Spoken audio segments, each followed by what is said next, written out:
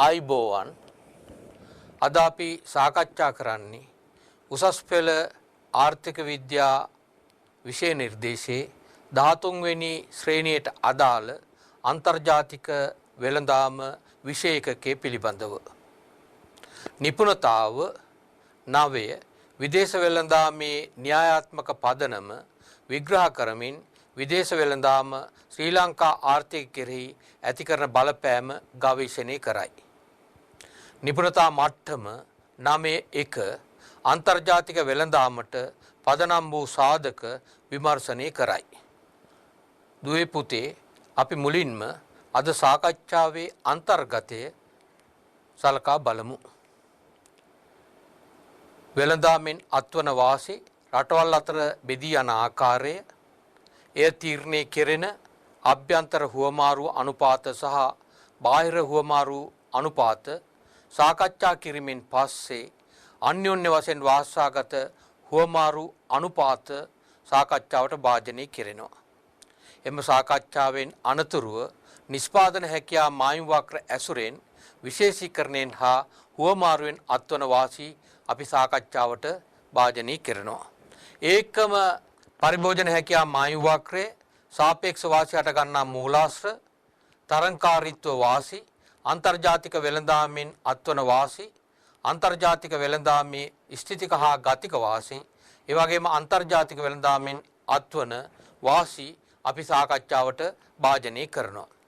ඒ අනුව අද අපි සාකච්ඡා කරනවා නිෂ්පාදනයේ ඉහළ යාමේ වාසිය රටවල් අතර බෙදී යාම තීරණය වන්නේ රටවල් භාණ්ඩ හුවමාරු කරගන්නා අනුපාතයේ මතය. මීට පෙර සාකච්ඡාවේදී අපි හඳුනාගත්තා ලෝකේ රටවල් තමන්ට සාපේක්ෂ වාසී පවතින භාණ්ඩ නිෂ්පාදනයේ විශේෂීකරණයේ යෙදෙන විට ලෝක නිෂ්පාදනය ඉහළ යන ආකාරය. එලෙස ඉහළ යන නිෂ්පාදනයේ වාසිය රටවල් අතර බෙදී යන්නේ භාණ්ඩ හුවමාරු කරගන්නා අනුපාත මතය. මෙහිදී අභ්‍යන්තර හුවමාරු අනුපාතය සහ බාහිර හුවමාරු අනුපාත අපිට වැදගත් වෙනවා. එක් එක් රටේ අභ්‍යන්තර හුවමාරු අනුපාත වන්නේ ඒ රටේ එක් එක් භාණ්ඩේ ආවස්තික පිරිවැය අනුපාතයයි. ආවස්තික පිරිවැය අනුපාතයෙන් පෙන්눔 කෙරෙන්නේ රට තුල එක් භාණ්ඩයක් වෙනුවට තවත් භාණ්ඩයක් හුවමාරු කරගන්නා අනුපාතයයි. වගු අංක 1ට අදාළ දත්ත භාවිතා කරමින් අභ්‍යන්තර හුවමාරු අනුපාත පිළිබඳව තවදුරටත් අපට සාකච්ඡා කළ හැකිය. දරුවන්ගේ අවධානය මම නැවතත් යොමු කරනවා වගු අංක 1ට. වගු අංක 1ෙන් දැක්වෙන්නේ ඇමරිකා එක්සත් ජනපදයටත් එක්සත් රාජධානියටත් සම්පත් ඒකකයකින් නිෂ්පාදනය කළ හැකි තිරිඟු ඒකක ප්‍රමාණය සහ රෙදි ඒකක ප්‍රමාණයයි. එම වගුවට අනුව ඇමරිකා එක්සත් ජනපදයට සම්පත් ඒකකයකින් තිරිඟු ඒකක 6ක් හෝ රෙදි ඒකක 4ක් නිෂ්පාදනය කිරීමේ හැකියාව පවතිනවා. තවද එක්සත් රාජධානියට සම්පත් ඒකකයකට තිරිඟු ඒකක 1ක් හෝ රෙදි ඒකක 8ක් නිෂ්පාදනය කිරීමේ හැකියාව පවතිනවා. ඒ දත්ත භාවිතා කරමින් අභ්‍යන්තර හුවමාරු අනුපාත අපිට පහත් දැක්වෙන ආකාරයට ගණනය කළ හැකියි. එක්සත් ජනපදයේ තිරිඟු ඒකක 1ක ආවස්තික පිරිවැය රෙදි ඒකක 0.66කි. එක්සත් ජනපදයේ රෙදි ඒකක 1ක ආවස්තික පිරිවැය තිරිඟු ඒකක 1.5කි. එක්සත් රාජධානියේ තිරිඟු ඒකක 1ක ආවස්තික පිරිවැය රෙදි ඒකක 8කි. එක්සත් රාජධානියේ රෙදි ඒකක 1ක ආවස්තික පිරිවැය තිරිඟු ඒකක 0.12කි. මේ අනුපාත වලින් පෙන්눔 කෙරෙන්නේ ඇමරිකා එක්සත් ජනපදයේ තුලත් එක්සත් රාජධානිය තුලත් තිරිඟු ඒකකයක් රෙදි ඒකක සමග හුවමාරු කරගන්නා අනුපාතයත් රෙදි ඒකකයක් තිරිඟු ඒකක සමග හුවමාරු කරගන්නා අනුපාතත් ය. මීළඟට අපි සලකා බලමු බාහිර හුවමාරු අනුපාත. බාහිර හුවමාරු අනුපාත වන්නේ රටවල් අතර හුවමාරුව සිදුවන අනුපාතයයි. අභ්‍යන්තර හුවමාරු අනුපාත සහ බාහිර හුවමාරු අනුපාත ආශ්‍රයෙන් තිරුඟු ඒකක එකක් අන්‍යෝන්‍ය වශයෙන් වාසාගත ලෙස හුවමාරු කරගත හැකි අනුපාත පරාසය අපිට හඳුනා ගැනීමට හැකියාව තිබෙනවා. අපි දන්නවා වගු අංක 1ට අනුව තිරිඟු නිෂ්පාදනය කිරීමේ සාපේක්ෂ වාසි පවතින්නේ ඇමරිකා එක්සත් ජනපදයට. ඒ වගේම රෙදි නිෂ්පාදනය කිරීමේ සාපේක්ෂ වාසි පවතින්නේ එක්සත් රාජධානියට. ඇමරිකා එක්සත් ජනපදයේ තිරිඟු ඒකක එකක ආවස්තික පිරිවැය රෙදි ඒකක 0.66කි. එක්සත් රාජධානියේ තිරිඟු ඒකක එකක ආවස්තික පිරිවැය රෙදි ඒකක 8කි. ඒ අනුව ඇමරිකා එක්සත් ජනපදයේ අපනයනය කරන තිරිඟු ඒකක එකක් සඳහා රෙදි ඒකක 0.66කට වඩා වැඩියෙන් ලැබෙනවා නම් ඒ හුවමාරුවෙන් ඇමරිකා එක්සත් ජනපදයට වාසියක් වෙනවා. ඒ වගේම ඇමරිකා එක්සත් ජනපදයෙන් මිලට ගන්නා තිරිඟු ඒකක එකක් සඳහා රෙදි ඒකක 8කට වඩා අඩුවෙන් හුවමාරු කර ගැනීමට හැකියාව පවතිනවා නම් ඒ හුවමාරුවෙන් එක්සත් රාජධානියට වාසියක් වෙනවා. ඒ අනුව අපිට පැහැදිලි තිරිඟු ඒකක එකක් සඳහා රෙදි ඒකක 0.66කට වඩා වැඩියෙන් සහ රෙදි ඒකක 8කට වඩා අඩුවෙන් හුවමාරු කර ගන්නා විට ඒ හුවමාරුවෙන් හුවමාරුවට සම්බන්ධ රටවල් දෙකටම වාසියක් වන බව. ඒ අනුව ඇමරිකා එක්සත් ජනපදයේ අපනයනය කරන තිරිඟු ඒකක එකක් සඳහා රෙදි ඒකක 0.66කට වඩා වැඩියෙන් ලැබෙනවා නම් ඒ හුවමාරුවෙන් ඇමරිකා එක්සත් ජනපදයට වාසියක් වෙනවා. ඒ වගේම ඇමරිකා එක්සත් ජනපදයෙන් මිලට ගන්නා තිරිඟු ඒකක එකක් සඳහා රෙදි ඒකක 8කට වඩා අඩුවෙන් හුවමාරු කර ගැනීමට හැකියාව පවතිනවා නම් ඒ හුවමාරුවෙන් එක්සත් රාජධානියට වාසියක් වෙනවා. ඒ අනුව අපිට පැහැදිලි තිරිඟු ඒකක එකක් සඳහා රෙදි ඒකක 0.66කට වඩා වැඩියෙන් සහ රෙදි ඒකක 8කට වඩා අඩුවෙන් හුවමාරු කර ගන්නා විට ඒ හුවමාරුවෙන් හුවමාරුවට සම්බන්ධ රටවල් දෙකටම වාසියක් වන බව. මේ ආකාරයටම රෙදි ඒකක එකක් සඳහා අන්‍යෝන්‍ය වශයෙන් වාසාගත හුවමාරු අනුපාත පරාසයද අපට ගණනය කළ හැකිය. එක්සත් රාජධානියට සාපේක්ෂ වාසි පවතින්නේ රෙදි නිෂ්පාදනය කිරීම සඳහාය. එක්සත් රාජධානිය තුල රෙදි ඒකකයක් සමාන වන්නේ තිරිඟු ඒකක 0.12කටය. එසේම ඇමරිකා එක්සත් ජනපදයේ තුල රෙදි ඒකකයක් සමාන වන්නේ තිරිඟු ඒකක 1.5කටය. එය අනුව එක්සත් රාජධානිය අපනයනය කරන රෙදි ඒකකයක් සඳහා තිරිඟු ඒකක 1.5කට වඩා අඩුවෙන් හුවමාරු කර ගැනීමට හැකි හැම අවස්ථාවකම ඒ හුවමාරුවෙන් ඇමරිකා එක්සත් ජනපදයට වාසියක් වෙනවා. ඒ වගේම එක්සත් රාජධානිය තුල රෙදි ඒකකයක් සමාන වන්නේ තිරිඟු ඒකක 0.12කට. ඒ අනුව එක්සත් රාජධානිය අපනයනය කරන රෙදි ඒකකයක් සඳහා තිරිඟු ඒකක 0.12කට වඩා වැඩියෙන් ලැබෙන හැම විටම ඒ හුවමාරුවෙන් එක්සත් රාජධානියට වාසි අත් වෙනවා. මීළඟට අපි සාකච්ඡා කරන්නේ නිෂ්පාදන හැකියා මායිම් වක්‍ර ඇසුරෙන් විශේෂීකරණයෙන් හා හුවමාරුවෙන් අත්වන වාසි. ඔබට තිරේ දැක ගැනීමට හැකිවන අන්දමට එක්සත් ජනපදයේ සහ එක්සත් රාජධානියේ නිෂ්පාදන හැකියා මායිම් වක්‍ර හඳුනා ගැනීමට හැකියාව තිබෙනවා. එක්සත් ජනපදයේ නිෂ්පාදන හැකියා මායු වක්‍රය 120 සිට 180 දක්වා දිවෙන සරල රේඛාවෙන් පෙන්눔 කෙරෙනවා. ඒ වගේම එක්සත් රාජධානියේ නිෂ්පාදන හැකියා මායු වක්‍රය 120 සිට 60 දක්වා දිවෙන සරල රේඛාවෙන් පෙන්눔 කෙරෙනවා. අන්තර්ජාතික වෙළඳාමට සම්බන්ධ නොවන විට ඒ රට තමන්ගේ නිෂ්පාදන හැකියා මායු වක්‍රයේ මත තෝරාගත් ලක්ෂයක සිට නිෂ්පාදන කටයුතු වල නියුක්ත වෙනවා. ඒ ලක්ෂය තෝරාගන්නේ ඒ රටේ පරිභෝජන අවශ්‍යතා මතය.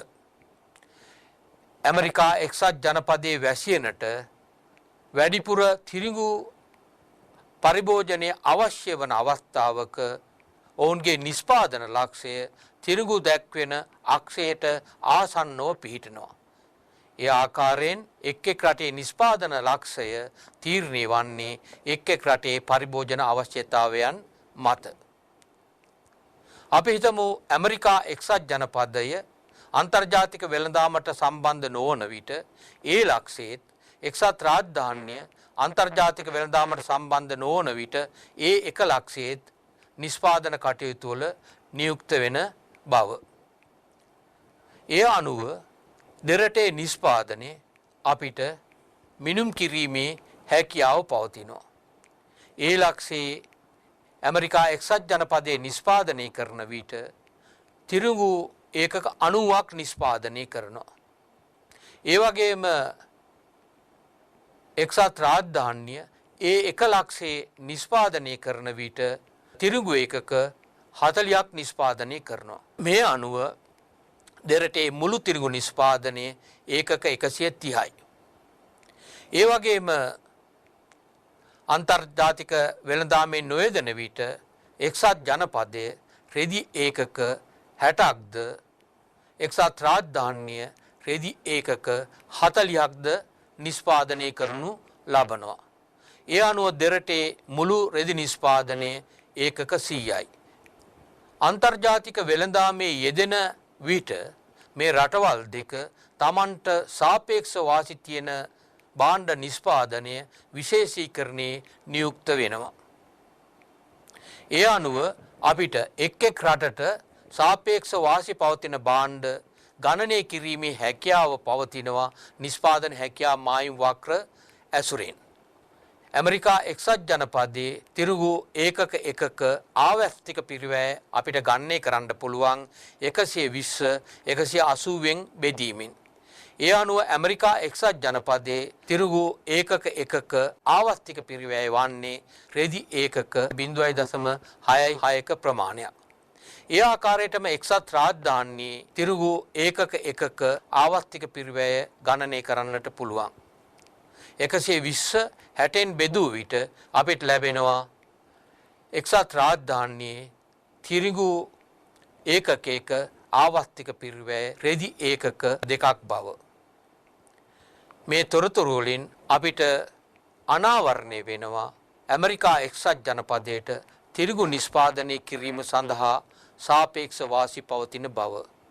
ඇමරිකා එක්සත් ජනපදයේ තිරිඟු ඒකකයක ආවර්තික පිරිවැය 0.66ක් වන අතර එක්සත් රාජධානියේ තිරිඟු ඒකකයක ආවර්තික පිරිවැය 2ක් වීම ඒට හේතුවයි. ඒ වගේම රෙදි නිෂ්පාදනය කිරීමේ ආවර්තික පිරිවැය සැරට ගත්තොත් ඇමරිකා එක්සත් ජනපදයේ රෙදි ඒකකයක ආවර්තික පිරිවැය තිරිඟු ඒකක 1.5කි. ඒ වගේම එක්සත් රාජධානියේ රෙදි ඒකකයක ආවර්තික පිරිවැය 0.5කි. මේ තොරතුරු වලින් අනාවරණය වන්නේ රෙදි නිෂ්පාදනය කිරීමේ අඩු ආවර්තික පිරිවැයක් එක්සත් රාජධානිය සතු වන නිසා එක්සත් රාජධානියට රෙදි නිෂ්පාදනය කිරීම සඳහා සාපේක්ෂ වාසි පවතින බවයි.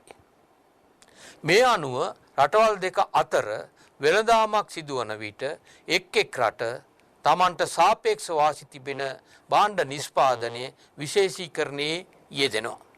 ඇමරිකා එක්සත් ජනපදයට තිරිඟු නිෂ්පාදනය කිරීම සඳහා සාපේක්ෂ වාසි පවතින බැවින් ඇමරිකා එක්සත් ජනපදයේ අන්තර්ජාතික වෙළඳාමට සම්බන්ධ වන විට ඒ ලක්ෂයේ සිට තිරිඟු දැක්වෙන අක්ෂයේ දෙසට ක්‍රමයෙන් ගමන් කරනවා. ඒ අනුව අන්තර්ජාතික වෙළඳාමේ යෙදෙන විට ඇමරිකා එක්සත් ජනපදය නිෂ්පාදන කටයුතු සඳහා B ලක්ෂයට ගමන් කරනවා. එසේම අන්තර්ජාතික වෙළඳාමේ යෙදෙන විට එක්සත් රාජධානියට සාපේක්ෂ වාසි පවතින රෙදි නිෂ්පාදනයේ සඳහා ඔවුන් වැඩියෙන් යොමු වෙනවා. එහි ප්‍රතිඵලය වන්නේ ඒ එක ලක්ෂයේ සිට රෙදි දැක්වෙන අක්ෂයේ දෙසට ක්‍රමානුකූලව ගමන් කිරීමයි. එය අනුව එක්සත් රාජධානිය අන්තර්ජාතික වෙළඳාමට සම්බන්ධ වන විට ඒ එක ලක්ෂයේ සිට B එක ලක්ෂයට ගමන් කරනවා. මේ තොරතුරු ආශ්‍රයෙන් අන්තර්ජාතික වෙළඳාමේ යෙදෙන විට දෙරටේ තිරිඟු හා රෙදි නිෂ්පාදනය සිද්ධ වන ආකාරය අපිට අවබෝධ කරගන්නට පුළුවන්. අන්තර්ජාතික වෙළඳාමේ යෙදෙන විට ඇමරිකා එක්සත් ජනපදයේ නිෂ්පාදනය කරන්නේ තිරිඟු පමණයි. B ලක්ෂයේදී ඇමරිකා එක්සත් ජනපදයේ නිෂ්පාදනය කරනවා තිරිඟු ඒකක 180ක්. අන්තර්ජාතික වෙළඳාමේ යෙදෙන විට එක්සත් රාජධානිය නිෂ්පාදන කටයුතු කරන්නේ B එක ලක්ෂයේ. එහිදී එක්සත් රාජධානිය රෙදි ඒකක 120ක් නිෂ්පාදනය කරනවා. දැන් දරුවන්ට හැකියාව තියෙනවා මේ රටවල් දෙක අන්තර්ජාතික වෙළඳාමේ යෙදෙන විට සිදුවන නිෂ්පාදනය සහ අන්තර්ජාතික වෙළඳාමේ නියුක්ත වීමට පෙර සිදු කළ නිෂ්පාදනයේ සංසන්දනය කිරීමෙන් අන්තර්ජාතික වෙළඳාම් හේතුවෙන් නිෂ්පාදනය ඉහළ ගිය ආකාරය අධ්‍යයනය කරන්නට. අන්තර්ජාතික වෙළඳාමට සම්බන්ධ වන විට ඇමරිකා එක්සත් ජනපදය තිරිඟු ඒකක 180ක් නිෂ්පාදනය කරනවා.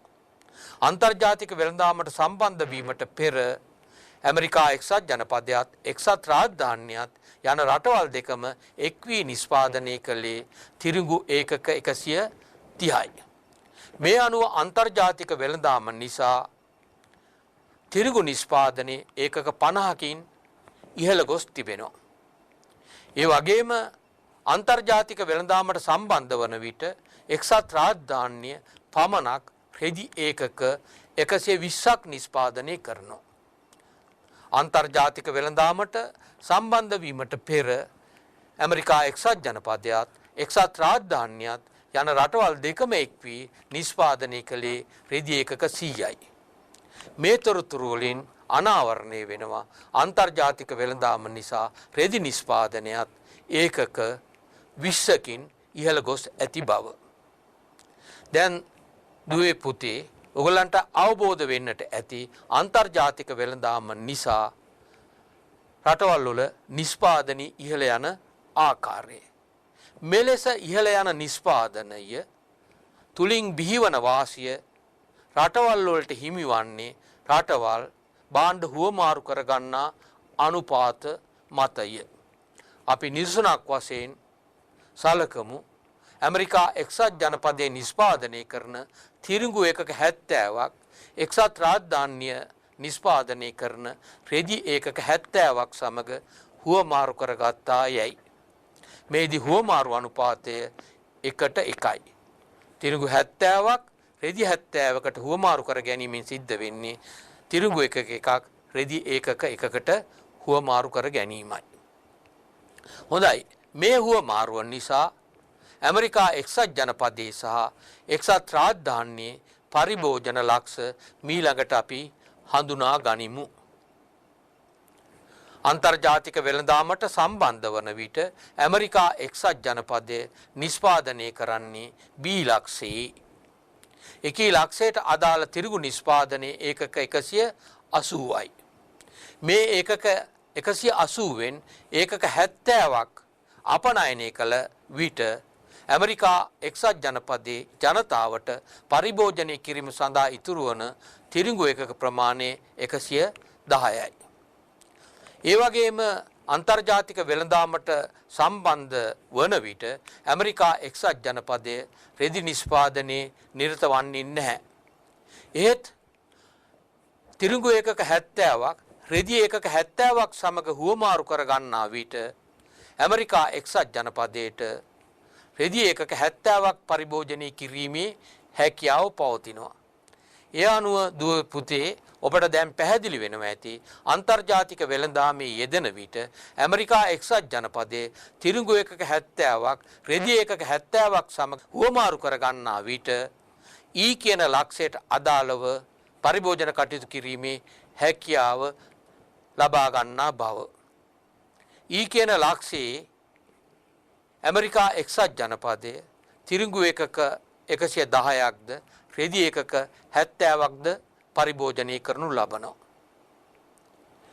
ඇමරිකා එක්සත් ජනපදයේ අන්තර්ජාතික වෙළඳාමට සම්බන්ධ වන විට නිෂ්පාදනය කරන ලක්ෂය සහ භාණ්ඩ හුවමාරු කර ගන්නා විට පරිභෝජනය කරන ලක්ෂය සම්බන්ධ කරලා අඳින රේඛාව අපි හඳුන්වන්නේ පරිභෝජන හැකියා මායු වක්‍රය ලෙසය. ඒ අනුව B ලක්ෂයෙන් ආරම්භ වී ඊ ලක්ෂය හරහා ගමන් කරන සරල රේඛාව වන්නේ ඇමරිකා එක්සත් ජනපදයේ පරිභෝජන හැකියා මායු වක්‍රයයි. දුවේ පුතේ අන්තර්ජාතික වෙළඳාමේ යෙදෙන විට නිෂ්පාදන හැකියා මායු වක්‍රයට ඔබ්බෙහි පිහිටි ලක්ෂයක පරිභෝජන කටයුතු සිදු කළ හැකියයි ප්‍රකාශ කරන්නේ අන්තර්ජාතික වෙළඳාමේ යෙදෙන විට පරිභෝජන හැකියා මායු වක්‍රයේ නිෂ්පාදන හැකියා මායු වක්‍රයට ඔබ්බෙහි පිහිටන නිසයි. ඒ එක්කම පරිභෝජන හැකියා මායු වක්‍රයේ බැවුමෙන් පෙන්눔 කෙරෙන්නේ රටවල් දෙක අතර භාණ්ඩ හුවමාරු කර ගන්නා අනුපාතයයි. ඊලක්ෂයට අදාළ පරිභෝජන හැකියා මායු වක්‍රයේ බැවුම අපිට ගණනය කරන්නට පුළුවන් 70න් බෙදීමෙන්. ඒ ආකාරයෙන්ම අපිට එක්සත් රාජධානී පරිභෝජන ලක්ෂය හඳුනා ගැනීමට හැකියාව පවතිනවා. අන්තර්ජාතික වෙළඳාමේ යෙදෙන විට එක්සත් රාජධානිය නිෂ්පාදන කටයුතු සිද්ධ කරන්නේ B1 ලක්ෂයේ. එකී ලක්ෂයේදී එක්සත් රාජධානිය රෙදි ඒකක 120ක් නිෂ්පාදනය කරනවා.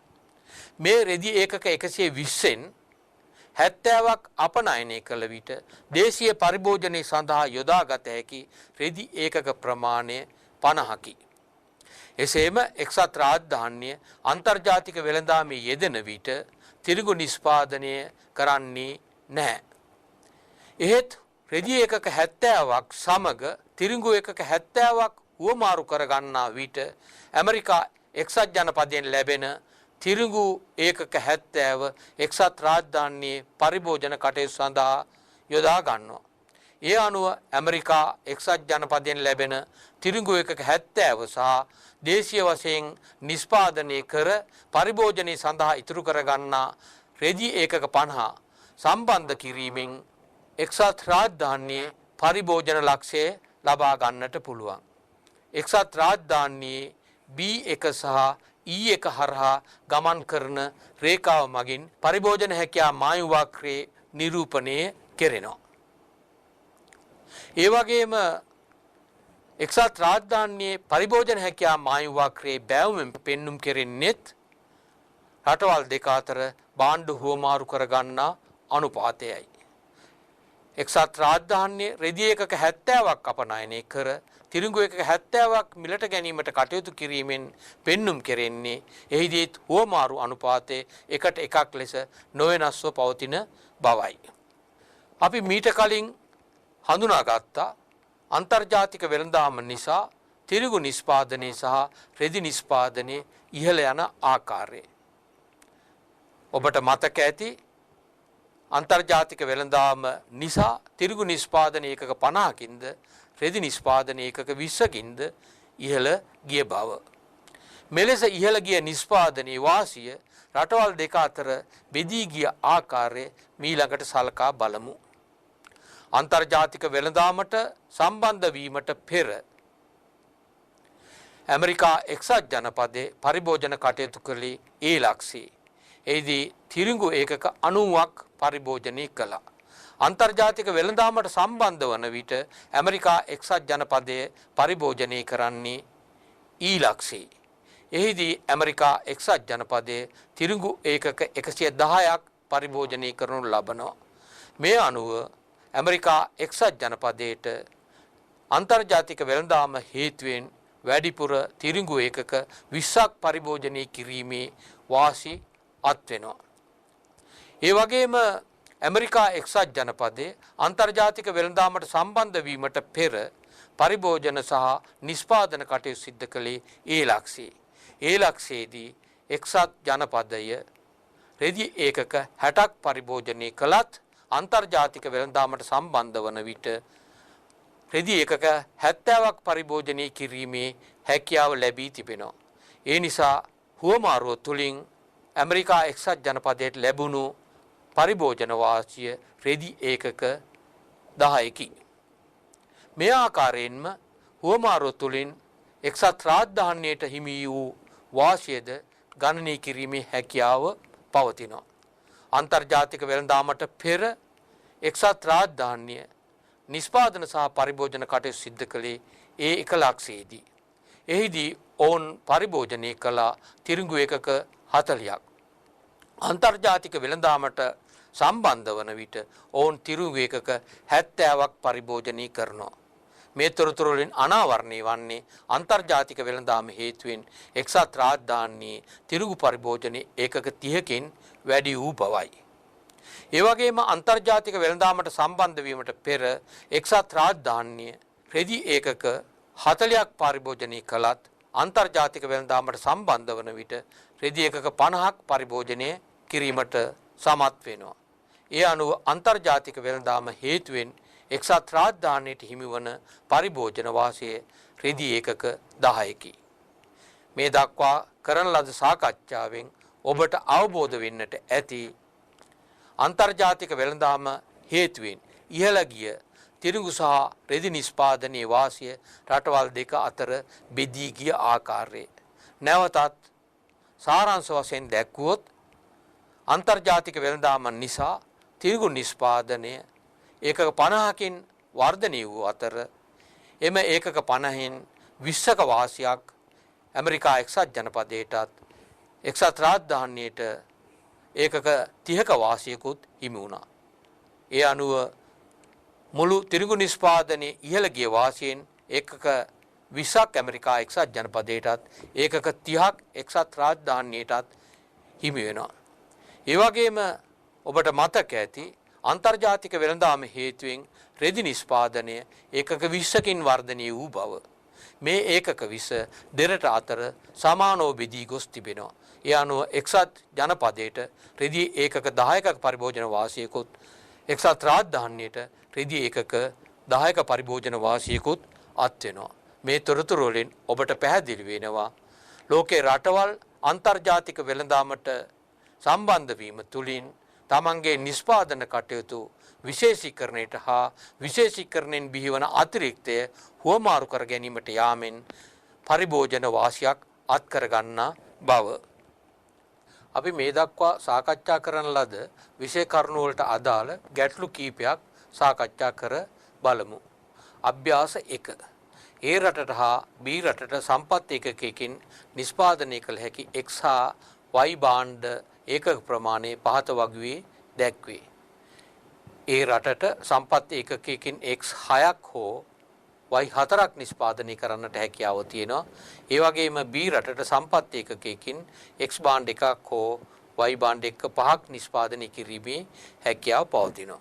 ඒ අනුව අයන්න එක් එක් රටේ එක් එක් භාණ්ඩයේ අභ්‍යන්තර හුවමාරු අනුපාත ගණනය කරන්න. ආයන්න එක් එක් භාණ්ඩය සඳහා අන්‍යෝන්‍ය වශයෙන් වාසාගත හුවමාරු අනුපාත ලියා දක්වන්න. ඒ අනුව පිළිතුරු ඒ රට තුල X ඒකකයක් හුවමාරු වන්නේ Y ඒකක 0.66කටය. ඒ රට තුල Y ඒකකයක් හුවමාරු වන්නේ X ඒකක 1.5කටය. B රට තුල X ඒකකයක් හුවමාරු වන්නේ Y ඒකක 5කටය. B රට තුල Y ඒකකයක් හුවමාරු වන්නේ X ඒකක 0.2කටය. ආ කොටසට පිළිතුර වන්නේ 0.66y විශාලයි 1යි x කුඩායි 5යි y.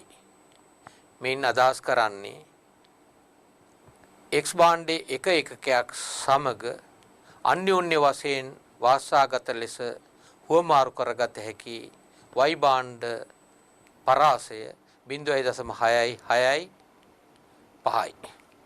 ඒ වගේම y භාණ්ඩ ඒකකයක් අන්‍යෝන්‍ය වශයෙන් වාසාගත ලෙස හුවමාරු කරගත හැකි අනුපාත පරාසය 0.2යි x විශාලයි 1යි y කුඩායි 1.5යි x.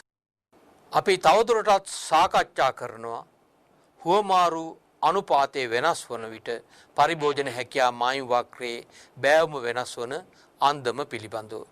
අපි මීට කලින් හඳුනාගත්තා පරිභෝජන හැකියා මායිම් වක්‍රයේ බෑවුමෙන් පෙන්눔 කෙරෙන්නේ හුවමාරු අනුපාතයේ බව. ඒ අනුව ඔබට දැන් තිරේ දිස් වෙන ප්‍රස්ථාර සටහනින් අවබෝධ කරගන්නට පුළුවන් පරිභෝජන හැකියා මායිම් වක්‍ර තුනක්. ඒ වල සිට B දක්වා දිවෙන පරිභෝජන හැකියා මායිම් වක්‍රය, A සිට C දක්වා දිවෙන පරිභෝජන හැකියා මායිම් වක්‍රය සහ A සිට D දක්වා දිවෙන පරිභෝජන හැකියා මායිම් වක්‍රය. අපි පළමුවෙන්ම සැලට ගමු A සිට B දක්වා දිවෙන පරිභෝජන හැකියා මායිම් වක්‍රය. මේ පරිභෝජන හැකියා මායිම් වක්‍රයෙන් පෙන්වන්නේ y ඒකක 10ක් සඳහා x ඒකක 10ක් හුවමාරු කර ගන්නා බවයි. ඒ අනුව හුවමාරු අනුපාතයේ 1:1 වෙනවා. ඒ වගේම A සිට C දක්වා දිවෙන පරිභෝජන හැකියා මායිම් වක්‍රයෙන් පෙන්눔 කෙරෙන්නේ y භාණ්ඩ ඒකක 20ක් සමග x භාණ්ඩ ඒකක 10ක් හුවමාරු කර ගන්නා බවයි. එහිදී හුවමාරු අනුපාතයේ 2:1 වෙනවා. ඒ වගේම A සිට D දක්වා දිවෙන පරිභෝජන හැකියා මායිම් වක්‍රයෙන් පෙන්눔 කෙරෙන්නේ y භාණ්ඩ ඒකක 30ක් සමග x භාණ්ඩ ඒකක 10ක් හුවමාරු කර ගන්නා බවයි. එහිදී හුවමාරු අනුපාතය 3:1 වෙනවා. මේ තොරතුරු වලින් පැහැදිලි කරන්නට උත්සාහ කළේ භාණ්ඩ හුවමාරු කර ගන්නා අනුපාතයේ මත පරිභෝජන හැකියා මායිම් වක්‍රයේ බෑවුම තීරණය වන බවයි. මීළඟට අපි සාකච්ඡා කරන්නට යොමු වෙන්නේ සාපේක්ෂ වාසි හටගන්නා මූලාශ්‍ර පිළිබඳව. ඔබට තිරේ දිස් වෙනවා අන්තර්ජාතික වෙළඳාමට පදනම් වෙන සාපේක්ෂ වාසිය බිහිවීමට බලපාන සාධක රාශියක්. සම්පත් සම්භාරයේ පවත්නා වෙනස්කම්, පරිමාණානුකූල ඵල ක්‍රියාත්මක වීම, තාක්ෂණික වෙනස්කම්, අභිරුචීන්හි වෙනස්කම් පැවතීම, ස්ථානගත වීම, විශේෂ ප්‍රාගුණ්‍යනය, ආරම්භක තත්ත්වය, ඵලදායීතාව, භාණ්ඩයක ජීවන චක්‍රය, ආර්ථික ප්‍රතිපත්ති, ඒ වගේම රටවල විශාලත්වය, පර්යේෂණ හා සංවර්ධනයේ සඳහා කෙරෙන ආයෝජනය, සාර්ව ආර්ථික ස්ථායීතාව, බදු ව්‍යුහය, විදේශ විනිමය අනුපාතයේ ස්ථාවරත්වය, නිපුණතා පාදක අධ්‍යාපන ක්‍රමයේ ව්‍යාපාර කිරීමේ පිරිවැය. මීළඟට අපි සාකච්ඡා කරනු ලබන්නේ තරංකාරීත්ව වාසි සම්බන්ධයෙන්. නිරපේක්ෂ වාසිය මෙන්ම සාපේක්ෂ වාසිය අන්තර්ජාතික වෙළඳාමේ පදනම ලෙස සැලකෙන බව අපි මීට පෙර සාකච්ඡා කළා. එහෙත් නිරපේක්ෂ සහ සාපේක්ෂ වාසි මගින් පැහැදිලි නොකෙරෙන වෙළඳ රටාවන් පැහැදිලි කිරීම සඳහා ආර්ථික විද්‍යාඥයෝ තරංකාරීත්ව වාසි න්‍යාය ඉදිරිපත් කරලා තිබෙනවා. විශේෂයෙන් නිරපේක්ෂ හා සාපේක්ෂ වාසි න්‍යාය අනුව වාසි නිර්මාණය වෙන්නේ රටවල් සතු සම්පත් සම්භාරය, එහෙමත් නැත්නම් රටවල් සතු ශ්‍රම ප්‍රමාණය, එහෙමත් නැත්නම් රටවල් වල විශාලත්වයේ මත. මේ තරංකාරීත්ව වාසි න්‍යායෙන් පැහැදිලි කරන්නට උත්සාහ කරන්නේ එකී සාධක වලට අමතරව වෙනස් සාධක හේතු කොටගෙනත් ලෝකේ රටවල් අතර තරංකාරීත්ව වාසි නිර්මාණය වන බවයි. ව්‍යාපාරයකට සිය තරංකරුවන් අත්බවා යාමට ඇති හැකියාව තරංකාරීත්ව වාසිය ලෙස හඳුන්වනු ලබනවා. තරංකරුවන් ලබා දෙන නිෂ්පාදනයට සමාන නිෂ්පාදනයක් අඩු මිලට ලබා දීමෙන්ද තරංකරුවන් අය කරන මිලට වැඩි මිලක් අය කරමින් වැඩි ප්‍රතිලාභ හා වැඩි සේවා ප්‍රමාණයක් ලබා දීමෙන්ද තරංකාරී වාසි අත්කරගත හැකිය. තරංකරුවන් ලබා දෙන නිෂ්පාදයට සමාන නිෂ්පාදයක් ඊට වඩා අඩු මිලකට ලබා දීමෙන් තරංකාරීත්ව වාසි අත්කර ගැනීමට හැකියාව පවතිනවා. ඒ වගේම තරංකරුවන් අලෙවි කරන භාණ්ඩවලට වඩා වැඩි ප්‍රතිලාභ හා වැඩි සේවා ප්‍රමාණයක් ලබා දෙන විදිහට තම නිෂ්පාදිතේ සකස් කර තරංකරුවන් අය කරන මිලට වඩා වැඩි මිලක් අය කිරීමෙන්ද තරංකාරීත්ව වාසි නිර්මාණය කර ගැනීමට හැකියාව පවතිනවා. තරංකාරීත්ව වාසි බිහිවන මූලාශ්‍ර ගණනාවක් පවතිනවා. ඒවායින් ප්‍රධාන මූලාශ්‍ර දෙක වන්නේ පිරිවැය වාසි සහ භාණ්ඩ ප්‍රභේදනයේ ආශ්‍රයෙන් ඇතිවන වාසි. එනම් ප්‍රභේදන වාසි. ඊළඟට අපි අවධානය යොමු කරන්නේ පිරිවැය වාසිවල මූලාශ්‍ර පිළිබඳව. නිපුණ ශ්‍රමය අඩු මිලට ලබාගත හැකි වීම, ඵලදායීතාව ඉහළ මට්ටමක පැවතීම, ධාර්යතා උපයෝජන ඉහළ මට්ටමක පැවතීම, යෙදවුම් පිරිවැය අඩුවීම, තාක්ෂණික දියුණුව, වඩා කාර්යක්ෂම බෙදා හැරීමේ ජාලයකට සම්බන්ධ වීම, පර්යේෂණ හා සංවර්ධන ශේෂ්ත්‍රයේ විශාල ආයෝජනයක් කිරීම, රාජ්‍යයේ ප්‍රතිලාභ භුක්ති විඳීම යනාදී නිසා ව්‍යාපාරික ආයතනවලට පිරිවැය මූලාශ්‍ර ආශ්‍රයෙන් තරංකාරීත්ව වාසි නිර්මාණය වෙනවා. නිපුණ ශ්‍රමය අඩු මිලට ලබාගත හැකි නම් ඒ ආයතනවලට තමන් සමග තරං කරන ආයතනවලට වඩා අඩු පිරිවැයට තමන්ගේ නිෂ්පාදනය බිහි කර ගැනීමට හැකියාව හිමි වෙනවා. ඵලදායීතාව ඉහළ මට්ටමක පැවතීම. යෙදවුම් තුලින් ලබා ගන්න පුළුවන් නිමැවුම් ප්‍රමාණය ඉහළ යනකොට ආයතනවල නිෂ්පාදන පිරිවැය අඩු වෙනවා. ඒ හේතුවෙන් පිරිවැය වාසි ලබා ගැනීමට හැකියාව නිර්මාණය වෙනවා. ධාර්යතා උපයෝජනයේ ඉහළ මට්ටමක පැවතීම. ආයතනයක හෝ වේවා රටක හෝ වේවා නිෂ්පාදන ධාර්යතාව ඉහළ මට්ටමක පවතින විට නිෂ්පාදන කටයුතු මහ පරිමාණව සිදු කරන බැවින් පිරිවැය වාසි අත්කර ගැනීමේ හැකියාව එකී ආයතනවලට හෝ ඒ රටවලට හිමි වෙනවා. ඒ වගේම යෙදවුම් පිරිවැය අඩුවීම. නිෂ්පාදන කටයුතු සඳහා යොදා ගන්නා යෙදවුම්, භූමිය, ශ්‍රමය, ප්‍රාග්ධනය යනාදී යෙදවුම් වල පිරිවැය එසේත් නැත්නම් යෙදවුම් වල මිල අඩු වෙන විට තරංකාරී නිෂ්පාදන ආයතන වලට වඩා අඩු පිරිවැයකට භාණ්ඩ නිෂ්පාදනය කිරීමෙන් පිරිවැය වාසි ලබා ගැනීමට හැකියාව පවතිනවා. ඒ වගේම තාක්ෂණික දියුණුව. යම්කිසි ආයතනයකට තමන්ගේ නිෂ්පාදනයට අදාළ තාක්ෂණය දියුණු කර ගැනීමට හැකියාව හිමිවීම හේතුවෙන් සෙසු ආයතන වලට වඩා අඩු පිරිවැයකට තමන්ගේ නිෂ්පාදනය වෙළඳපොළට හඳුන්වා දීමේ හැකියාව හිමි වෙනවා. වඩා කාර්යක්ෂම බෙදා හැරීමේ ජාලයකට සම්බන්ධ වීමෙන්ද ආයතන වලට පිරිවැය වාසි ලබා ගැනීමට හැකියාව පවතිනවා. බෙදා හැරීම සඳහා වඩාත් කාර්යක්ෂම බෙදා හැරීමේ ජාලවලට ආයතන සම්බන්ධ වීම නිසා බෙදා හැරීමේ පිරිවැය අඩුවීමෙන් පිරිවැය වාසි ආයතන වලට අත්කර ගැනීමේ හැකියාව පවතිනවා. ඒ වගේම පර්යේෂණ හා සංවර්ධන ශාස්ත්‍රයේ විශාල ආයෝජනයක් සිදු කිරීම නිසා ආයතන වලට දියුණු තාක්ෂණය බිහි කර ගැනීමේ හැකියාව පවතිනවා. එහි ප්‍රතිඵලයක් හැටියට නිෂ්පාදන පිරිවැය අඩුවීමෙන් පිරිවැය වාසි ලබා ගැනීමේ හැකියාව පවතිනවා. ඒ වගේම රජයේ ප්‍රතිලාභ භුක්ති විඳීම හරහා ආයතන වලට පිරිවැය වාසි ලබා ගැනීමට හැකියාව පවතිනවා.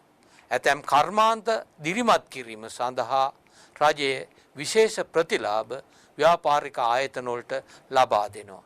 එකී ප්‍රතිලාභ භුක්ති විඳිමින් නිෂ්පාදන කටයුතු වල නියුක්ත වන විට ආයතන වලට පිරිවැය වාසි හිමි වෙනවා. ඊළඟට අපි සාකච්ඡා කරන්නේ භාණ්ඩ ප්‍රභේදනයේ ආශ්‍රයෙන් බිහිවන පිරිවැය වාසි පිළිබඳව. භාණ්ඩ ප්‍රභේදනයේ ආශ්‍රයෙන් පිරිවැය වාසි බිහිවන මූලාශ්‍ර කීපයක් ඔබට තිරේ දිස්වෙනවා දැකිය හැකි. සන්නම් පක්ෂපාතිත්වයක් නිර්මාණය වීම, නවෝත්පාදන බිහිවීම, බුද්ධිමය දේපල පැවතීම, ගුණාත්මක නිෂ්පාදන බිහිවීම, නිෂ්පාදන ක්‍රියාවලිය, මෝස්තර නිර්මාණය, භාණ්ඩ ප්‍රචාරණය හා ප්‍රවර්ධනය ආශ්‍රයෙන් භාණ්ඩ ප්‍රභේදනය ඔස්සේ පිරිවැය වාසි, එමත් නැත්නම් තරංකාරත්ව වාසි ආයතන වලට නිර්මාණය වෙනවා. කිසියම් භාණ්ඩයක සන්නමකට පාරිභෝගිකයා දක්වන පක්ෂපාතිත්වය නිසා ඒ භාණ්ඩේ වඩාත් පහසුවෙන් අලෙවි කර ගැනීමේ හැකියාව ආයතන වලට හිමි වෙනවා. ඒ නිසා තරං කිරීමේ හැකියාව ඒ ආයතන වලට පහසුවෙන් ලබා ගැනීමට පුළුවන්කම තිබෙනවා. ඒ වගේම නවෝත්පාදන බිහිවීම, නව නිපැවුම් බිහි කිරීම, තිබෙන භාණ්ඩයේ විවිධ වෙනස්කම් ඇති කිරීම, ඒ වගේම නිෂ්පාදන ශිල්පීය ක්‍රමය දියුණු කිරීමේ අනාදී හේතුවෙන් නවෝත්පාදන බිහි වෙනවා. මේ නිසා සෙසු තරංකරුවන් අත්බවා තමන්ගේ භාණ්ඩ විකුණා ගැනීමේ පහසුව එකී ආයතන වලට හිමි වෙනවා. ඒ වගේම බුද්ධිමය දේපල පැවතීම, බුද්ධිමය දේපල පවතින ආයතන වලට එහෙම නැත්නම් පුජ්‍යලයින්ට ඒ දේපල වඩාත් පහසුවෙන් අනිකුත් බුද්ධිමය දේපලට වඩා අලෙවි කර ගැනීමේ හැකියාව පවතිනවා. යම්කිසි ලේඛකයෙකුට කිසියම් විෂයක් සම්බන්ධයෙන් වඩා සාරවත්ව නිවැරදි විෂය අන්තර්ගතයේ සහිතව පොතක් මුද්‍රණය කරලා පළ කිරීමේ හැකියාව පවතින විට ඒ ලේඛකයා නිර්මාණය කරන පොත් අනිකුත් ලේඛකයන් නිර්මාණය කරන පොත්වලට වඩා අලෙවි කර ගැනීමේ පහසුවක් පවතිනවා. එයත් භාණ්ඩ ප්‍රභේදනයේ ආශ්‍රයෙන් බිහිවන මූලාශ්‍රයක් බවට පත් වෙනවා. ඒ වගේම ගුණාත්මක නිෂ්පාදන බිහිවීම, භාණ්ඩයක ගුණත්වය වැඩි වන විට ඒ නිෂ්පාදන වඩාත් පහසුවෙන් වෙළඳපොළ තුල අලෙවි කර ගැනීමේ හැකියාව පවතිනවා.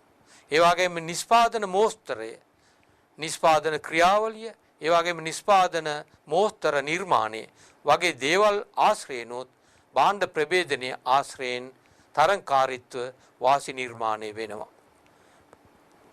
නව මෝස්ත්‍ර නිර්මාණය කර ගැනීම තුළින් භාණ්ඩ වලට පාරිභෝගිකයන් ආකර්ෂණය කර ගැනීමේ හැකියාව පවතිනවා. ඒ නිසා තරංකාරීත්ව වාසි මෝස්තර නිර්මාණය තුළනුත් ලබා ගැනීමට හැකියාව පවතිනවා. ඒ වගේම භාණ්ඩ ප්‍රචාරණය සහ ප්‍රවර්ධනය සඳහා ආයතන ගන්නා ක්‍රියාමාර්ග හේතුනොත් තමන්ගේ නිෂ්පාදිත තරංකාරී අලෙවිකරුවන්ගේ නිෂ්පාදිත අත්බවා අලෙවි කර ගැනීමේ හැකියාවක් ලැබෙනවා. මේ අනුව භාණ්ඩ ප්‍රභේදනයේ ආශ්‍රයෙන් වගේම පිරිවැය ආශ්‍රයෙන් තරංකාරීත්ව වාසි නිර්මාණය වන බව දැන් ඔබට වැටහෙනවා ඇති. මීළඟට අපි සාකච්ඡා කරනු ලබන්නේ අන්තර්ජාතික වෙළඳාමෙන් අත්වන වාසි පිළිබඳවය. අන්තර්ජාතික වෙළඳාමෙන් අත්වන වාසි විශාල ප්‍රමාණයක් ඔබගේ දැන ගැනීම සඳහා ඉදිරිපත් කරලා තිබෙනවා. ස්වභාවික සම්පත් ප්‍රාත්ත ලෙස උපයෝජනය කළ හැකි වීම, සියලුම වර්ගවල භාණ්ඩවල සුලභත්වයක් ඇතිවීම, විශේෂීකරණයට අවස්ථාව සැලසීම, මහා පරිමාණ නිෂ්පාදනයේ වාසි අත්වීම, භාණ්ඩ මිල ස්ථාවර වීම, දියුණු තාක්ෂණයේ හුවමාරු කරගත හැකි වීම, නිෂ්පාදන කාර්යක්ෂමතාව වර්ධනය වීම, ප්‍රවාහන හා සංවේදන මාධ්‍ය සංවර්ධනය වීම, අන්තර්ජාතික සහයෝගීතාව වර්ධනය වීම, විදේශ ආයෝජන හා විදේශ ණය ලබා ගැනීමේ පහසුව. මීළඟට අපි මේ එක් එක් සාධකයේ පිළිබඳව ඉතාම කෙටියෙන් සලකා බලමු. අන්තර්ජාතික වෙළඳාමෙන් අත්වන ප්‍රධාන වාසියක් තමයි ස්වභාවික සම්පත් ප්‍රාත්ත ලෙස උපයෝජනය කළ හැකි වීම. අන්තර්ජාතික වෙළඳාමට සම්බන්ධ වන විට ලෝකේ රටවල් වලට තමන් සතු සම්පත් වඩාත් කාර්යක්ෂම නිෂ්පාදන අංශ වලට යොමු කිරීමේ හැකියාව ලැබෙනවා. එබඳු අවස්ථාවලදී ස්වභාවික සම්පත් ප්‍රාත්ත ලෙස උපයෝජනය කරමින් භාණ්ඩ නිෂ්පාදනය කර ලෝකයේ සෙසු රටවල් වලට ඒවා අලෙවි කිරීමෙන් වාසි ලබා ගැනීමට හැකියාව අන්තර්ජාතික වෙළඳාම හේතුවෙන් බිහි වෙනවා. සියලුම වර්ගවල භාණ්ඩවල සුලභත්වයක් අන්තර්ජාතික වෙළඳාම නිසා රටවල් තුල ඇති වෙනවා. අන්තර්ජාතික වෙළඳාමට ලෝකේ රටවල් සම්බන්ධ නොවන අවස්ථාවක ඒ රටේ පාරිභෝගිකයන්ට පරිභෝජනය කිරීමට අවස්ථාව ලැබෙන්නේ රට තුල නිෂ්පාදනය කරන භාණ්ඩ හා සේවා පමණයි. ඒත් ලෝකේ රටවල් අන්තර්ජාතික වෙළඳාමට සම්බන්ධ වන විට වෙනත් රටවල් නිෂ්පාදනය කරන භාණ්ඩ ආනයනය කර ගැනීම තුලින් වෙළඳපොලේ භාණ්ඩවල සුලභත්වයක් ඇති කර ගැනීමට හැකියාව ලැබෙනවා. ඒ වගේම විශේෂීකරණයට අවස්ථාව සැලසෙනවා අන්තර්ජාතික වෙළඳාම හරහා. පුජ්‍යලේක් එහෙම නැත්නම් ආයතනයක් එහෙම නැත්නම් රටක් කාර්යක්ෂමව සිදු කළ හැකි නිෂ්පාදනය පෘතුල ලෙස සිදු කිරීම අපි හඳුන්වනවා විශේෂීකරණයේ ලෙස. ලෝකේ රටවල් නිෂ්පාදන විශේෂීකරණයට යොමු වන විට අතිරික්ත නිෂ්පාදන බිහි වෙනවා. ඒවා හුවමාරු කර ගැනීමට අවස්ථාව සැලසෙන්නේ අන්තර්ජාතික වෙළඳාම තුලිනුයි. අන්තර්ජාතික වෙළඳාම තුලින් අතිරික්ත නිෂ්පාදන පහසුවෙන් හුවමාරු කර ගැනීමට හැකියාව ලැබෙන විට ලෝකේ රටවල් වලට විශේෂීකරණයට අවස්ථාව සැලසෙනවා. මහා පරිමාණ නිෂ්පාදනයේ වාසියත් වීම අන්තර්ජාතික වෙළඳාම නිසා ආයතනවලට ඒ වගේම රටවල් වලට තමන්ගේ නිෂ්පාදන කටයුතු මහා පරිමාණව සිද්ධ කිරීමට අවස්ථාව සැලසෙනවා. මහා පරිමාණ නිෂ්පාදනයේ පිරිමැසුම් වාසිය අත්වන විට අන්තර්ජාතික වෙළඳාම ඔස්සේ වාසිය ලබා ගැනීමට හැකියාව පවතිනවා. අන්තර්ජාතික වෙළඳාමක් පවතින විට භාණ්ඩවල මිල ස්ථාවරත්වයක් රට තුල පවතිනවා. දේශීය වෙළඳපොලේ භාණ්ඩ හිඟයක් පවතින අවස්ථාවල ඒ භාණ්ඩවල මිල ගණන් ඉහළ යාමේ නැඹුරුවක් ක්‍රියාත්මක වෙනවා. එබඳු අවස්ථාවලදී විදේශ රටවලින් ඒ භාණ්ඩ ආනයනය කිරීම හරහා භාණ්ඩවල මිල ස්ථාවර කර ගැනීමට හැකියාව පවතිනවා. එයත් අන්තර්ජාතික වෙළඳාමින් රටවල් වලට අත්කරගත හැකි වාසියක්. දියුණු තාක්ෂණයේ හුවමාරු කර ගැනීමට හැකියවීමත් අන්තර්ජාතික වෙළඳාම හේතුවෙන් ලෝකේ රටවල් වලට අත්වන වාසියක් වනවා. බොහෝ වෙලාවට මේ දියුණු තාක්ෂණයේ අන්තර්ගත වෙන්නේ යන්ත්‍ර සූත්‍ර තුල. අන්තර්ජාතික වෙළඳාමට සම්බන්ධ වී ලෝකේ රටවල් වලින් යන්ත්‍ර සූත්‍ර උපකරණ ආනයනය කරන අවස්ථාවේ ඒ රටවල් වලට දියුණු තාක්ෂණයේ විදේශ රටවල් වලින් ගලාගෙන එනවා. එයත් අන්තර්ජාතික වෙළඳාමේ වාසියක්. ඒ වගේම අන්තර්ජාතික වෙළඳාමට සම්බන්ධ වන විට නිෂ්පාදන කාර්යක්ෂමතාවයේ වර්ධනය වෙනවා. අන්තර්ජාතික වෙළඳාමට සම්බන්ධ වන විට සම්පත් උපයෝජනය ඉහළ යනවා. ඒ වගේම සම්පත් කාර්යක්ෂම නිෂ්පාදන කටයුතු වලට යොමු වෙනවා. ඒ නිසා නිෂ්පාදන කාර්යක්ෂමතාවයේ ඉහළ යාමටත් අන්තර්ජාතික වෙළඳාම හේතු වෙනවා. ප්‍රවාහන හා සංවේදන මාධ්‍ය සංවර්ධනය වීමටත් අන්තර්ජාතික වෙළඳාමෙන් විශාල දායකත්වයක් ලැබෙනවා. අන්තර්ජාතික සහයෝගීතාව වර්ධනය වීමත් අන්තර්ජාතික වෙළඳාමෙන් ලෝකේ රටවල් වලට අත්වන වාසියකි. ලෝකේ රටවල් අන්තර්ජාතික වෙළඳාමට සම්බන්ධ වන විට වෙළඳාමේ නියුක්ත වන රටවල් අතර සහයෝගීතාවයක් නිර්මාණය වෙනවා. ඒ අනුව අන්තර්ජාතික සහයෝගීතාව වර්ධනය කර ගැනීමේ මාධ්‍යයක් හැටියටත් අන්තර්ජාතික වෙළඳාම දායක වෙනවා. මේ ආකාරයට අන්තර්ජාතික වෙළඳාමෙන් ලෝකේ රටවල් වලට අත්වන වාසිය ඉතා විශාල බව දරුවන්ට මේ වෙන විට අවබෝධ වෙනවා ඇති. ඒකම අන්තර්ජාතික වෙළඳාමෙන් ලෝකේ රටවල් වලට අත්වන වාසිය ප්‍රධාන වශයෙන් කොටස් දෙකකට බෙදීමට හැකියාව තිබෙනවා. එනම් ස්ථිතික වාසි සහ ගතික වාසි ලෙස. ස්ථිතික වාසි සහ ගතික වාසි ලෙස. මීළඟට අපි සලකා බලමු ස්ථිතික වාසි. අන්තර්ජාතික වෙළඳාම හේතුවෙන් රටක සම්පත් ප්‍රාත්ත අයුරින් භාවිතා කිරීමේ ප්‍රතිඵලයක් වශයෙන් සමාජ සුබ සාධන ඉහළ යාම හැඳින්වෙන්නේ ස්ථිතික වාසිය ලෙස.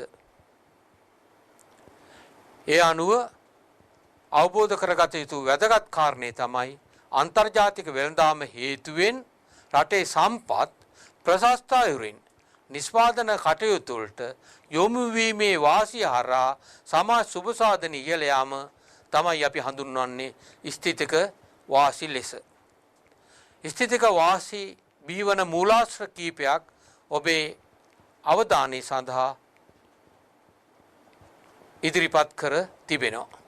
නිෂ්පාදන කළමනාකරණය දියුණු වීම, සුබ සාධන ඉහළ යාම, ජාතික ආදායම ඉහළ යාම, සම්පත් උපයෝජන ඉහළ යාම මෙලෙස අන්තර්ජාතික වෙළඳාම හේතුවෙන් බිහිවන ස්ථිතික වාසි වලට නිසුන් වශයෙන් දක්වන්නට පුළුවන්. ඊළඟට අපි සාකච්ඡා කරන්නේ අන්තර්ජාතික වෙළඳාම හේතුවෙන් බිහිවන ගතික වාසි පිළිබඳවයි. අන්තර්ජාතික වෙළඳාමට සම්බන්ධ වන රටවල ආර්ථික වෘද්ධිය ඉහළ යාම තුළින් ඒ රටවල් වලට අත්වන වාසි අපි හඳුන්වනවා ගතික වාසි ලෙස.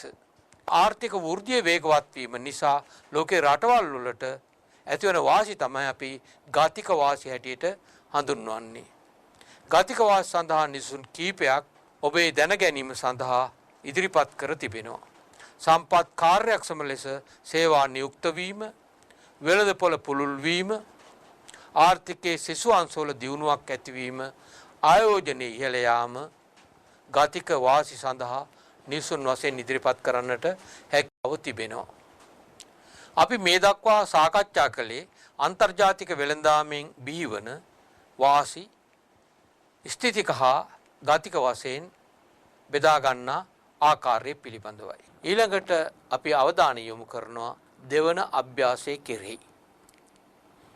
A රටට හා B රටට භාණ්ඩ ඒකකයක් නිෂ්පාදනය කිරීම සඳහා අවශ්‍ය සම්පත් ඒකක ප්‍රමාණය පහත වගුවේ දැක්වේ. A රටට X ඒකකයක් නිෂ්පාදනය කිරීම සඳහා සම්පත් ඒකක 8ක්ද, Y ඒකකයක් නිෂ්පාදනය කිරීම සඳහා සම්පත් ඒකක 4ක්ද අවශ්‍යයි. ඒ වගේම B රටට X ඒකකයක් නිෂ්පාදනය කිරීම සඳහා සම්පත් ඒකක 9ක්ද, Y ඒකකයක් නිෂ්පාදනය කිරීම සඳහා සම්පත් ඒකක 3ක්ද අවශ්‍යයි. ඒ අනුව රටවල් දෙකටම වාසාගත වෙළඳාමක් සිදුවීම සඳහා X ඒකකයක් හුවමාරු කරගත යුතු අනුපාතය වන්නේ. මේ ප්‍රශ්නේ බහුවර්ණ ප්‍රශ්නයක්. පිළිතුරු පහක් සපයලා තියෙනවා. පළවෙනි පිළිතුර X ඒකකයක් සඳහා Y ඒකක 2ක්. දෙවෙනි පිළිතුර X ඒකකයක් සඳහා Y ඒකක 4ක්. තුන්වෙනි පිළිතුර X ඒකකයක් සඳහා Y ඒකක 2.5. හතරවෙනි පිළිතුර X ඒකකයක් සඳහා Y ඒකක 1ක්. පස්වෙනි පිළිතුර X ඒකකයක් සඳහා Y ඒකක 3ක්. මේකට නිවැරදි පිළිතුර තුන්වෙනි පිළිතුර X ඒකකයක් සඳහා Y ඒකක 2.5ක්. ඒ අනුව මේ දක්වා සාකච්ඡා කරන ලද විෂය කරුණු වල සාරාංශයක් ඉදිරිපත් කරන්නට කැමැති. වෙළඳාමෙන් අත්වන වාසි රටවල් අතර බෙදී යන ආකාරය, ඒ අනුව අභ්‍යන්තර සහ බාහිර හුවමාරු අනුපාත සාකච්ඡා කිරීමෙන් පසු අන්‍යෝන්‍ය වශයෙන් වාසාගත හුවමාරු අනුපාත පරාස පිළිබඳව අපි සාකච්ඡා කළා. ඉන් අනතුරුව නිෂ්පාදන හැකියා මායිම් වක්‍ර ඇසුරෙන් විශේෂීකරණයෙන් සහ හුවමාරුවෙන් අත්වන වාසි පිළිබඳව සාකච්ඡා කළා. ඉන් අනතුරුව පරිභෝජන හැකියා මායිම් වක්‍රයේ සාපේක්ෂ වාසි හට ගන්නා මූලාශ්‍ර, තරංකාරීත්ව වාසි, අන්තර්ජාතික වෙළඳාමෙන් අත්වන වාසි, අන්තර්ජාතික වෙළඳාමේ වාසිය ස්ථිතික හා ගතික ලෙස වෙන් කර ගන්නා ආකාරය, අවසාන වශයෙන් අන්තර්ජාතික වෙළඳාමෙන් අත්වන අවාසි. දරුවනේ අපි අද දවසේ සාකච්ඡා කළ අන්තර්ජාතික වෙළඳාම නැමැති විෂය එකකයට සම්බන්ධ නවවන නිපුණතාව පිළිබඳව. මේ සාකච්ඡාව මෙතනින් අපි නිමාවට පත් කරනවා. ඔබ සියලු දෙනාට ආයුබෝවන්.